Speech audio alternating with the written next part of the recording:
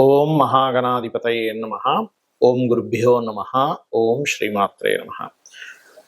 అరుణాం కరుణాతరంగితాక్షీం ధృతపాశాంకుశపుష్పబాణచాపాం అనిమాదిభిరావృతాం మయూకైః అహమిత్యేవ విభావయే భవానీం. శ్రీమాత్రే నమః.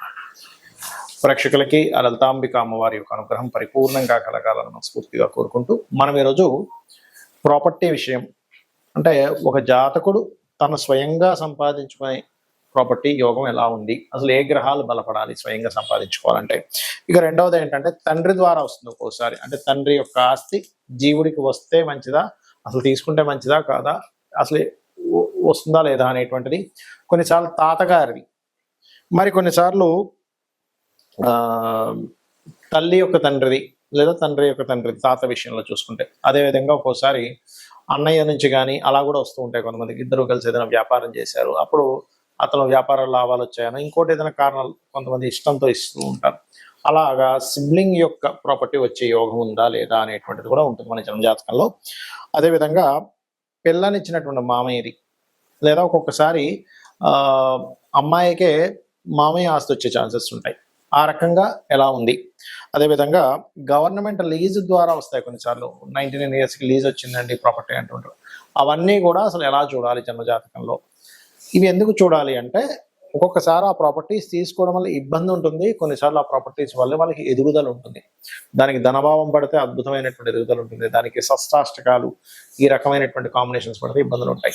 ఒక్కొక్క లగ్నానికి ఆ లగ్నరీత్యా వాళ్ళకి ఏ అధిపతి అవుతాడు, దాని పరంగా వాళ్ళు ఎలా చూసుకోవాలి, అసలు ఉందా లేదా అని ఎలా కనుక్కోవాలి అనేటువంటి విషయాలు చెప్తుంది నేనైనప్పటికీ కూడా చెప్పిస్తుంది సాక్షాత్ లలిత అమ్మవారిగా భావిస్తూ ఒక్కొక్క లగ్నం గురించి మనం తెలుసుకుందాం. తులాలగ్నము, తులారాశి.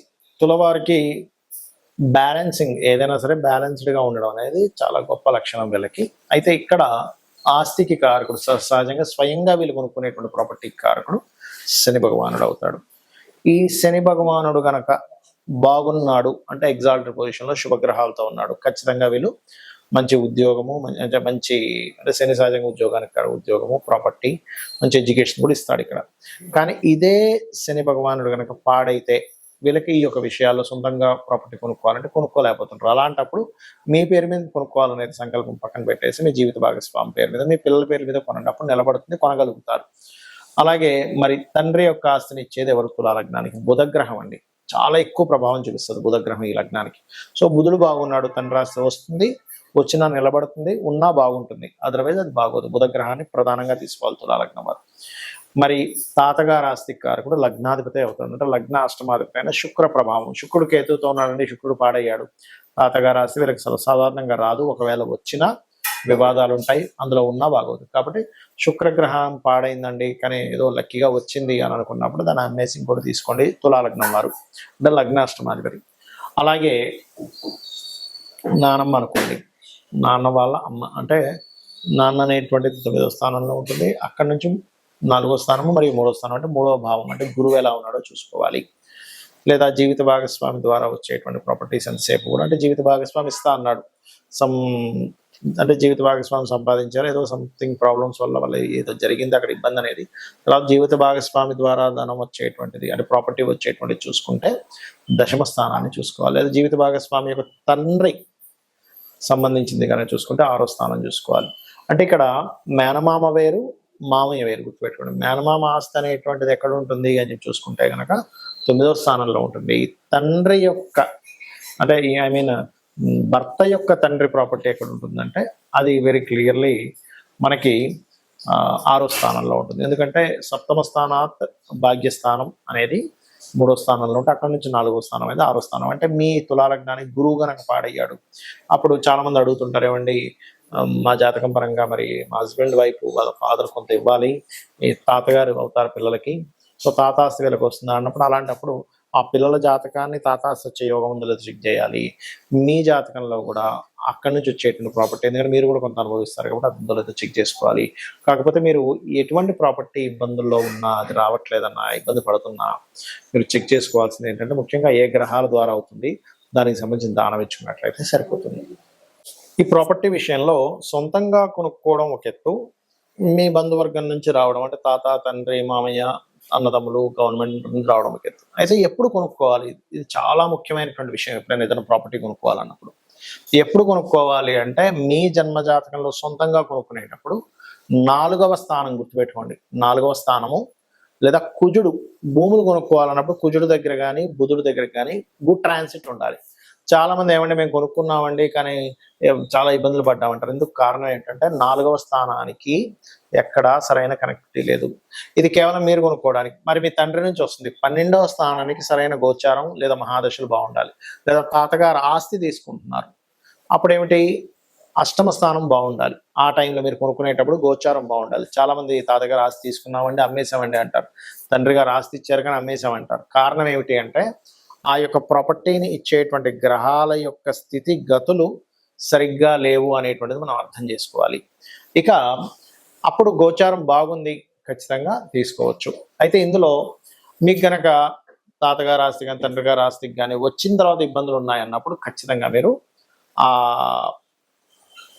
ప్రాపర్టీని యాజ్ ఇట్ ఈస్గా అమ్మేసి ఇంకో ప్రాపర్టీ కొనుక్కోండి. యాజ్ ఇట్ ఈస్గా వాళ్ళు సంపాదించినటువంటి ఆ ప్రాపర్టీ ప్లేస్లో యాజ్ ఇట్ ఈస్గా మీరు ఉండకూడదు. లేదా రెంట్కి ఇచ్చేసి ఇప్పట్లో అమ్మలేమన్నప్పుడు దాన్ని రెంట్కి ఇచ్చేసి ఇంకో దగ్గర ఉండడం అయినా మంచిది. ఇక అదేవిధంగా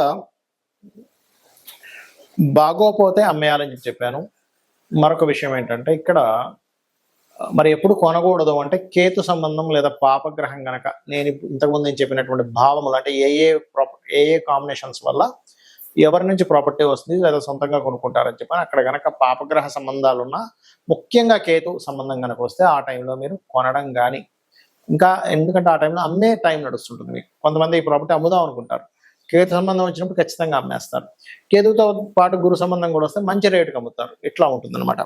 అలాగే సిమ్టమ్స్ ఏమిటి మీరు అనిపించవచ్చు ఏమంటే నాకు ఈ ప్రాపర్టీ పనికి వస్తుందని నాకు ఎట్లా అర్థం అవ్వాలి?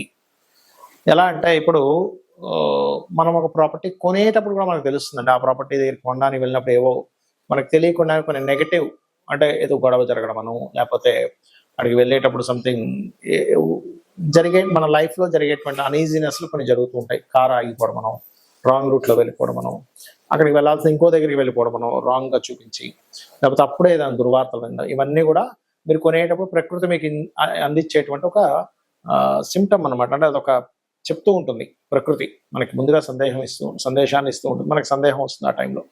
అయితే ఇక్కడ ఇది మీరు ఓన్గా కొనుక్కునే విషయంలోనే ఈ యొక్క ఇది తెలుస్తూ ఉంటుంది. లేదా ఆ పలానా తాతగారో మామయ్యో అమ్మమ్మో నానమ్మో సిబ్లింగ్స్ సంబంధించిన ఇంట్లోకి వెళ్ళినప్పటి నుంచి మీకు బాగోలేదు అంటే మీరు అర్థం చేసుకోవాల్సింది ఇక్కడ 2 విషయాలు చూసుకోవాలి. ఒకటి, మీకు మహాదశ అంతర్దశలు ఏమైనా ఇబ్బందినిచ్చేటువంటిది ఉందా, అది ముందుగా చెక్ చేసుకోవాలి మీరు. ఇక రెండవ విషయం ఏంటంటే ఆ ఇంట్లో వాస్తు దోషం ఉండడం వల్ల వచ్చిందా. ఒక్కొక్కసారి మీకు అది కలిసి వచ్చే మీకు తండ్రి వల్ల తాత వల్ల యోగం ఉన్నప్పటికీ వాస్తు దోషం వల్ల మీకు మహాదశ అంతర్దశల్లో బాగోపోవడం వల్ల వస్తుంది. అంతేగాని ప్రతిసారి తండ్రి ప్రాపర్టీ తాత ప్రాపర్టీ కలిసి రాకపోవడం ఉండదు. అవి చెక్ చేసుకుని అవి కూడా బాగున్నా సరే బాగోలేదంటే మీకు ఎక్కడో ఇబ్బంది ఉందని అర్థం. కొంతమందికి జాతకాలు ఉండవు, జాతకాలు లేనప్పుడు వీలైనంత మటుకు అక్కడికి వెళ్ళినప్పటి నుంచి ఇబ్బంది వస్తుంది అన్నప్పుడు దాన్ని రెంట్కి ఇచ్చి ఇంకో దగ్గరికి వెళ్ళడం మంచిది, లేదా అమ్మేసి ఇంకోటి కొనుక్కోవడం మంచిది. ఇక ప్రాపర్టీ పరంగా ఇలా ఉందండి, మేము ఏం చేయాలి? ఇప్పుడు సొంతంగా ప్రాపర్టీ కొనుక్కోవాలన్నా లేకపోతే ఎవరైనా సరే ఏదైనా ప్రాపర్టీ పొందాలన్నా ముఖ్యంగా గురు కుజ గ్రహాల దగ్గర దీపారాధన చేస్తూ ఉంటే తొందరగా ప్రాపర్టీ యోగం వస్తుంది ఒకటి. రెండవది మణిద్వీప వర్ణన ఖచ్చితంగా ప్రాపర్టీ యోగాన్ని ఏదైనా గృహం కొనుక్కోవాలనే యోగాన్ని కలిగిస్తుంది. సరే ఇవి ఓకే, ఒక ప్రాపర్టీ కొన్నాము అది కబ్జాలోకి వెళ్ళిపోయింది, లేకపోతే లిటిగేషన్స్ ఏర్పడ్డాయి, గొడవలు నడుస్తున్నాయి, ధర్మబద్ధంగా మీరున్నారు, అయినా సరే ఆ యొక్క ఆస్తికి సంబంధించింది మీకు ఎంతో పోరాడుతున్నారు రావట్లేదు. అలాంటప్పుడు వారాహి అమ్మవారి యొక్క అష్టోత్తరము, వరాహస్వామిని పూజించడము ఇవి చేయాలి.